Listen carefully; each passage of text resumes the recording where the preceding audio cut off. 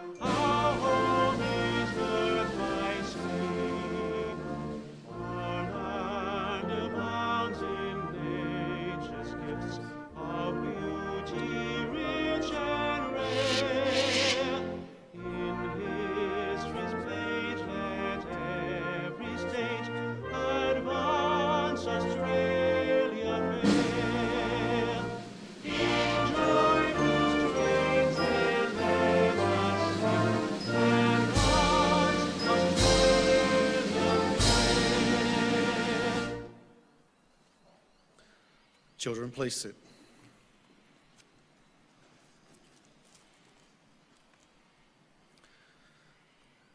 The Australian War Memorial was the vision of Charles Bean, Australia's First World War official historian.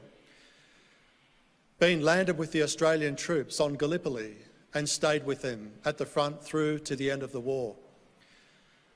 The idea of this national memorial and museum came to him at Pozières, France, in the depths of the bloody fighting of 1916.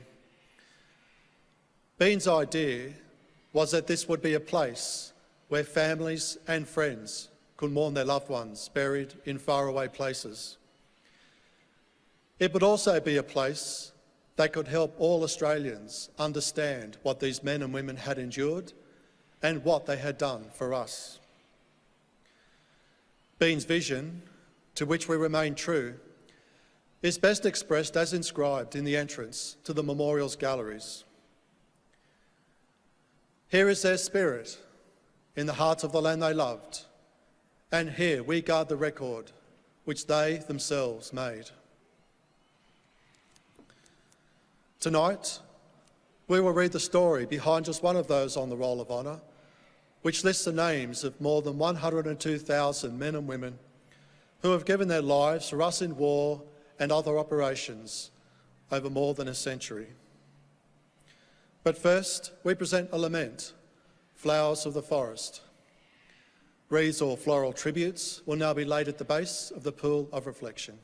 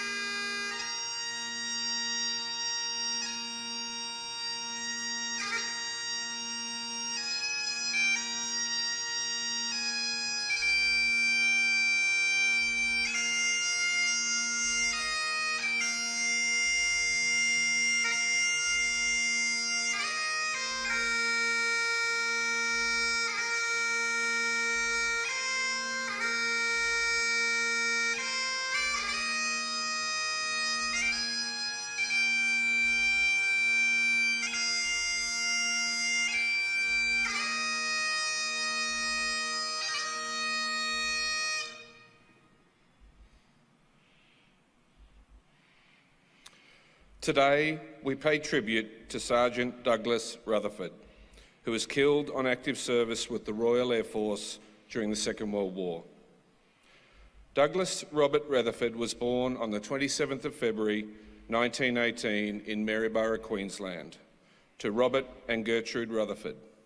He had a sister, Violet. As a young man, Douglas Rutherford attended Torquay State School and then Maryborough Boys Grammar School. Following his education, he went to work as a bank officer at the Commonwealth Bank at Maryborough.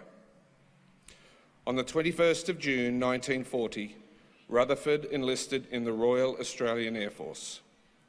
He was one of almost 27,500 RAAF pilots, navigators, wireless operators, gunners and engineers who throughout the course of the war joined squadrons based in Britain as part of the Empire Air Training Scheme.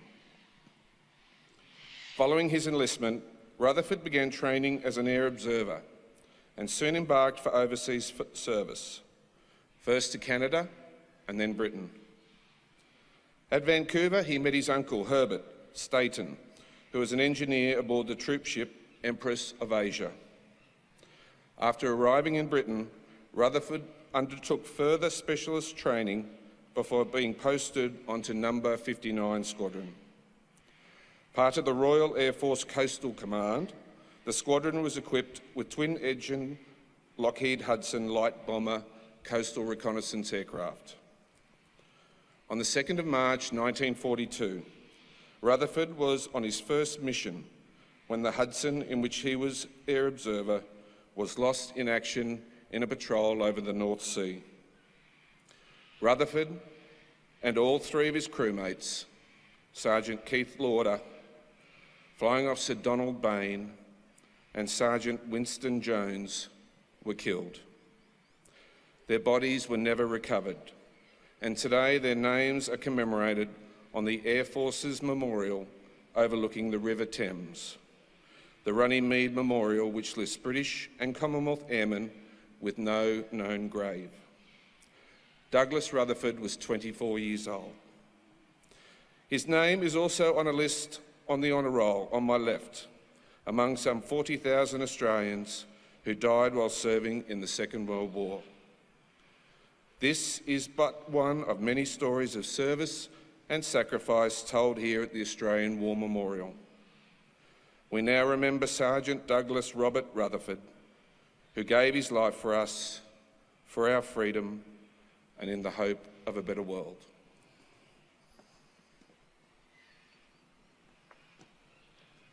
Please stand for the ode and the sounding of the last post.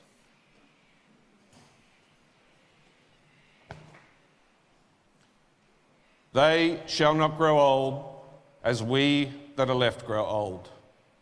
Age shall not weary them, nor the years condemn. At the going down of the sun and in the morning, we will remember them.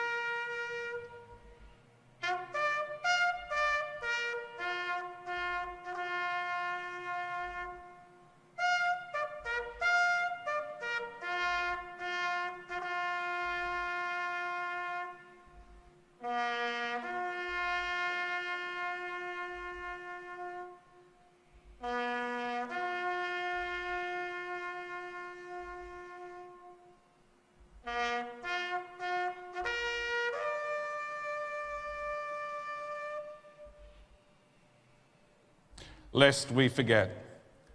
Lest we forget.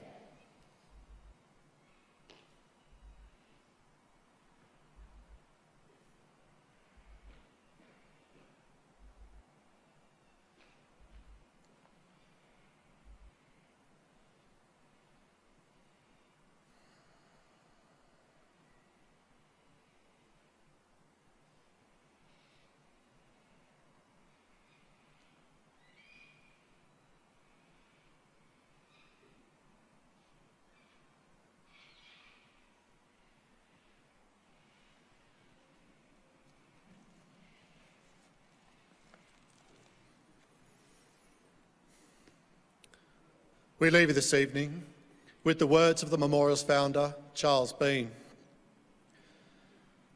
Many a man lying out there at Pozières or in the low scrub at Gallipoli, with his poor, tired senses barely working through the fever of his brain, has thought in his last moments, well, it's over. But in Australia, they will be proud of this. Ladies and gentlemen, that concludes the last post ceremony.